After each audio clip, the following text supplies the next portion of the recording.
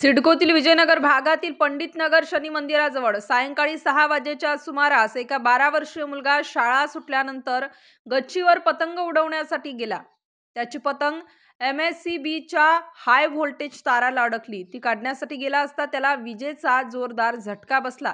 ही घटना स्थानिक रहिवासी सोनू नागरे यांनी बघितली व मुलाला काठीच्या सहाय्याने वाचवले।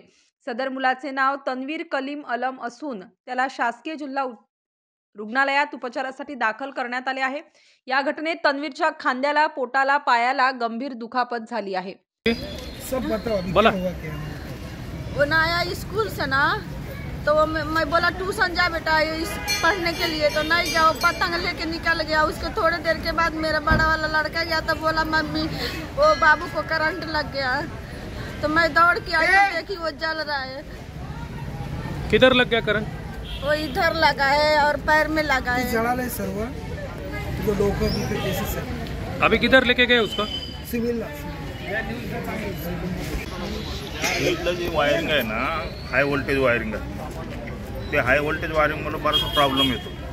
या ठिकाणी 100 वेळेस कंप्लीट त्याचं काय होत नाही। बऱ्याच वेळा आम्ही स्वतः कंप्लीट केलेलं आहे त्या ठिकाणी। आता ज्या मुलाला जे करंट लागले ते कुठून लागले, काय प्रकार घडलाय नेमकं? ते जे हाताला या ठिकाणी लागलेलं आहे, इथं वरच्या बाजूला जी पार याच्या जवळच आहे ना, हाय व्होल्टेज आहे ते।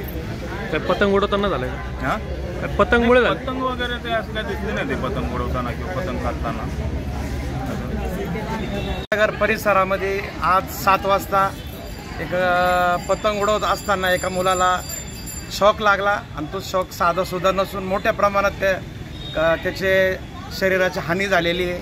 माझी एकच विनंती आहे, प्रभागाचे 4ही नगरसेवक व आमदार मॅडम यांनी पंडित नगर भागामध्ये काळजीपूर्वक लक्ष द्यावा, एवढीच आमची विनंती। मुलगा किती वर्षाचा होता? काय मुलगा 15-1 वर्षाचा होता। हे कोणाच्या लक्षात आलं नेमकं काय?